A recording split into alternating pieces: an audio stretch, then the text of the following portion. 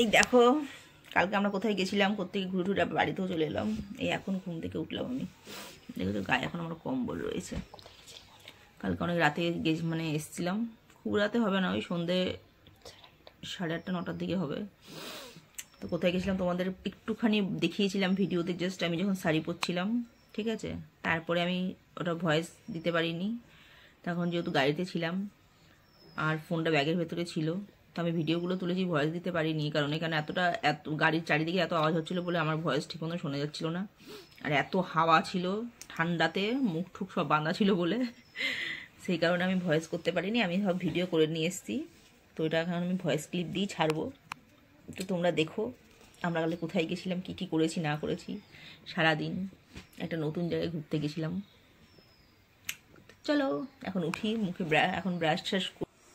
দেখো এই যে আমি শাড়ি পরছিলাম, শাড়িটা নিয়ে আমি এদিক ওদিক করে বেড়াচ্ছিলাম। এতটাই বড় শাড়িটা নিয়ে আমি লাফালাফি করতে পারছিলাম না, মানে কি করবো বুঝে পাচ্ছিলাম না। তারপরে আমরা বেরিয়ে গেলাম। এই যে আমার বরমশাই গাড়ি চালাচ্ছিল, দিয়ে চলে গেলাম সোজা পেট্রোল পাম্পে, দিয়ে তেল ঠেল ভরে এই যে লং ড্রাইভে। এবারে ওফ হেভি লাগছিল কালকে, কিন্তু এত ঠান্ডা হাওয়া। এই দেখো আমাদের ব্যারেজের পর এই যে যেতে যেতে যেতে যেতে ব্যারেজটাও দেখে নিলাম।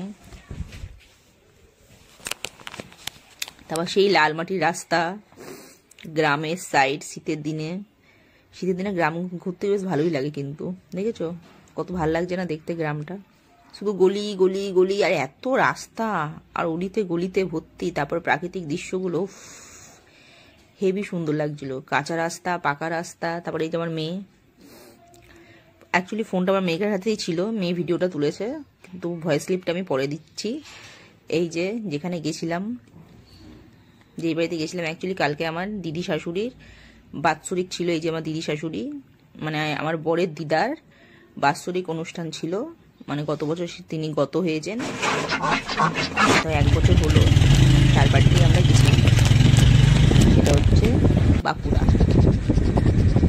এই দেখো আমি জমি ক্ষেত সব থেকে ঘুরে ঘুরে শেষমেশ আমরা আবার আমাদের নিজের গন্তব্যস্থলে ফিরে আসি। এটা হচ্ছে গঙ্গাজল ঘাটি। এটা হচ্ছে আমাদের ব্যারেজের ব্যাস সেখানে।